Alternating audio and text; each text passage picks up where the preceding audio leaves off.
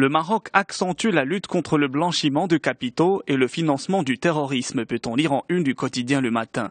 Les mesures entreprises par l'URTF, l'unité de traitement du renseignement financier depuis son installation en avril 2009, portent leurs fruits. Le quotidien souligne aussi l'effort des administrations et des organismes concernés par la lutte contre le blanchiment de capitaux et le financement du terrorisme.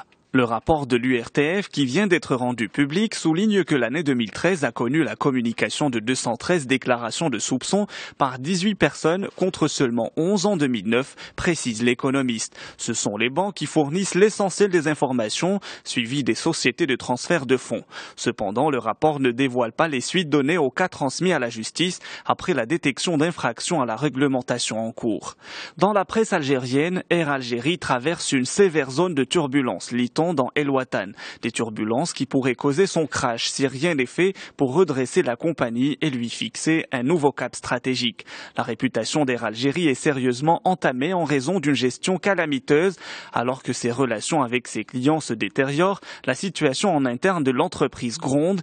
Le syndicat des pilotes dit n'avoir jamais vu la compagnie arriver à une telle situation qu'il juge catastrophique. Selon Liberté, le crash de l'avion de Swiftair est le point culminant dans les tracas de la compagnie algérienne. Dans la foulée, la compagnie a procédé à une série de limogeages en son sein et a tenté gauchement de se justifier. Il n'en demeure pas moins que c'est toute la gestion de cette compagnie, mais surtout toutes les pressions qu'elle subit qui sont mises à nu.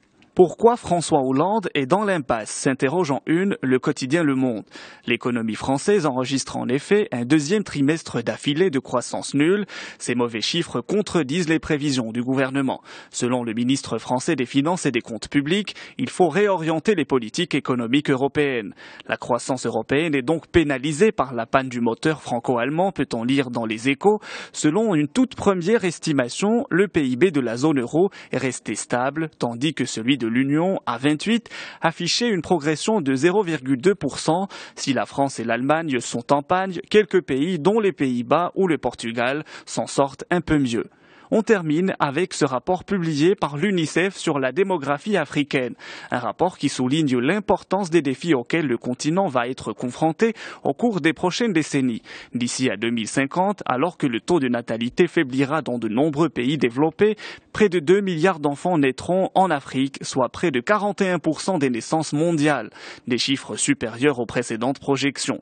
Autre fait majeur, l'urbanisation observée ces dernières décennies va se poursuivre à un rythme effréné. L'UNICEF appelle donc l'Afrique à investir massivement dans la santé et l'éducation.